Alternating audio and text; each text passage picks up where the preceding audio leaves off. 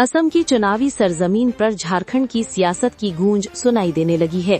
हेमंत सोरेन का असम में सक्रिय चुनाव प्रचार इस बात का संकेत है कि झामुमो अब अपनी राजनीति का दायरा राज्यों की सीमाओं से बाहर तक फैलाने की कोशिश में है।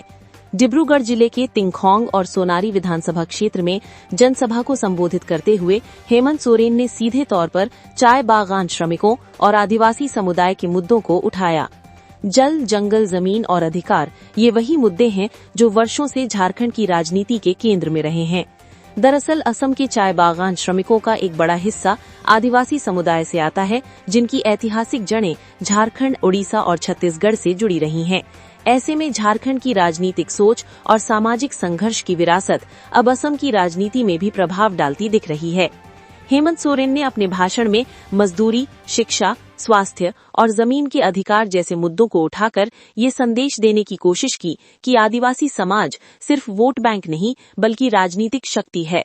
उन्होंने ये भी स्पष्ट किया कि जैसे झारखंड आंदोलन ने एक राज्य को जन्म दिया, वैसे ही अधिकारों की लड़ाई अब दूसरे राज्यों में भी तेज हो सकती है। राजनीतिक विश्लेषकों की माने तो ये सिर्फ चुनाव प्रचार नहीं बल्कि एक बड़े सामाजिक और राजनीतिक नैरेटिव को स्थापित करने की कोशिश है, जहां झारखंड मुक्ति मोर्चा राष्ट्रीय स्तर पर अपनी पहचान और प्रभाव बढ़ाना चाहते हैं। असम में झारखंड मुक्ति मोर्चा की सक्रियता ये भी दिखाती है कि आदिवासी राजनीति अब सीमित नहीं रही बल्कि एक व्यापक गठजोड़ और साझा मुद्दों के जरिए नए समीकरण बना रही है। हालांकि ये देखना दिलचस्प होगा कि असम की स्थानीय राजनीति में झारखंड मॉडल कितना असर डाल पाता है और क्या ये रणनीति चुनावी नतीजों में बदल पाती है या नहीं। लेकिन इतना साफ है, असम की राजनीति में अब झारखंड की आवाज सुनाई देने लगी है और ये आने वाले समय में एक बड़े बदलाव का संकेत भी हो सकता है।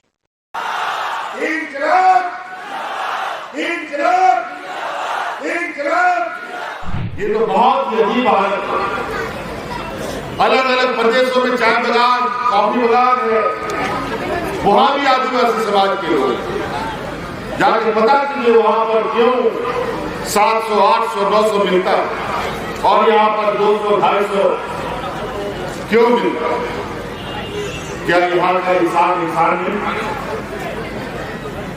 क्या यहाँ न्यूनतम मजदूरी भी नहीं मिल सकता?